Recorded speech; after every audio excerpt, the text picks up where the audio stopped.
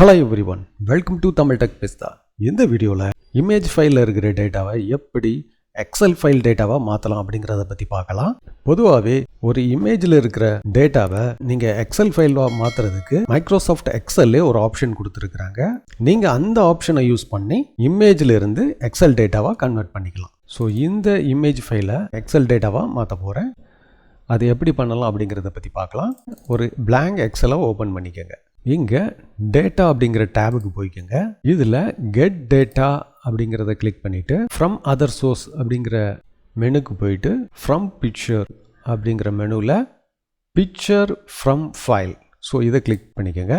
இங்கே உங்களுடைய இமேஜை சூஸ் பண்ணிக்கோங்க. இப்போது டேட்டா ஃப்ரம் பிக்சர் அப்படிங்கிற ஒரு விண்டோ வரும். இங்கே சில ஃபீல்ட்ஸ் வந்து பார்த்தீங்கன்னா ரெட் பேக்ரவுண்டில் ஹைலைட் ஆகிருக்கும். ஸோ இது எதுக்கு அப்படின்னா இந்த டேட்டாவை நீங்கள் ரிவ்யூ பண்ணணும். அதாவது சிஸ்டம் எல்லா செல்ஸுமே அண்டர்ஸ்டாண்ட் பண்ணாது. சில டேட்டாஸ் கிளியராக இல்லை அப்படின்னா அதனால் அண்டர்ஸ்டாண்ட் பண்ண முடியாது. அதனால் நீங்கள் ரிவ்யூ பண்ணணும். ஸோ அதுக்காக ரிவ்யூ அப்படிங்கிற ஒரு பட்டன் இருக்கும். இதை கிளிக் பண்ணிவிட்டு நீங்கள் ரிவ்யூ பண்ணிக்கோங்க. நம்ம இங்கே 4 அப்படிங்கிறத சேஞ்ச் பண்ணணும். அக்செப்ட் கொடுங்க. ஸோ அதே மாதிரி இந்த செல்லுலேயும் 4க்கு பதிலாக 5 இருக்குது. அதனால் அதை சேஞ்ச் பண்ணிவிட்டு அக்செப்டட் அப்படின்னு கொடுத்துருந்தோம். நியூமரிக் அண்ட் கேரக்டரை வந்து ஈஸியாக அதை அண்டர்ஸ்டாண்ட் பண்ணிக்கும். பட் ரோமன் லெட்டர் அதனால் ஈஸியாக அண்டர்ஸ்டாண்ட் பண்ண முடியாது. அதனால் நீங்கள் அதை கேர்ஃபுல்லாக ரிவ்யூ பண்ணிக்கோங்க. இந்த செல்லு கிளிக் பண்ணிங்கன்னா ரோமன் லெட்டர் 3ங்கிறதுக்கு பதிலாக நம்பர்ஸில் இருக்குது. ஸோ இதை நம்ம சேஞ்ச் பண்ணணும். அக்செப்ட் அப்படின்னு கொடுத்து சேஞ்ச் பண்ணிக்கோங்க. ஸோ அதே மாதிரி ரோமன் லெட்டர்ஸ் எல்லாமே ராங்காக தான் இருக்குது. அதை நீங்கள் சேஞ்ச் பண்ணி ஆகணும். எல்லா செல்ஸுமே நம்ம ரிவ்யூ பண்ணியாச்சு. ஸோ ஒன்ஸ் ரிவ்யூ பண்ணதுக்கப்புறம் இன்சர்ட் டேட்டா அப்படிங்கிற பட்டனை ப்ரெஸ் பண்ணிக்கோங்க. நோட்டிஃபிகேஷன் விண்டோ ஓப்பன் ஆகும். அதில் பார்த்தீங்கன்னா you are the responsible for validating the accuracy of all data.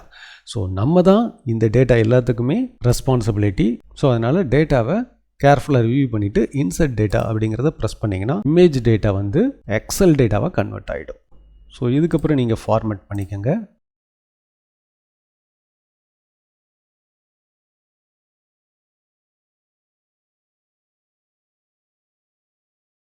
அவ்வளோதான். ஸோ இப்போ வந்து இமேஜ் ஃபைலில் இருக்கிற டேட்டா எல்லாமே எக்ஸல் டேட்டாவாக கன்வெர்ட் ஆகிடுச்சு.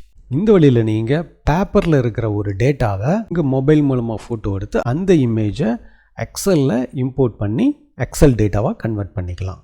ஸோ இந்த வீடியோ உங்களுக்கு யூஸ்ஃபுல்லாக இருக்கும்னு நினைக்கிறேன். இந்த வீடியோ பற்றின கருத்துக்களை கமெண்ட் செக்ஷனில் என்டர் பண்ணுங்கள். இன்னொரு இன்ட்ரெஸ்டிங் வீடியோட சந்திக்கலாம்.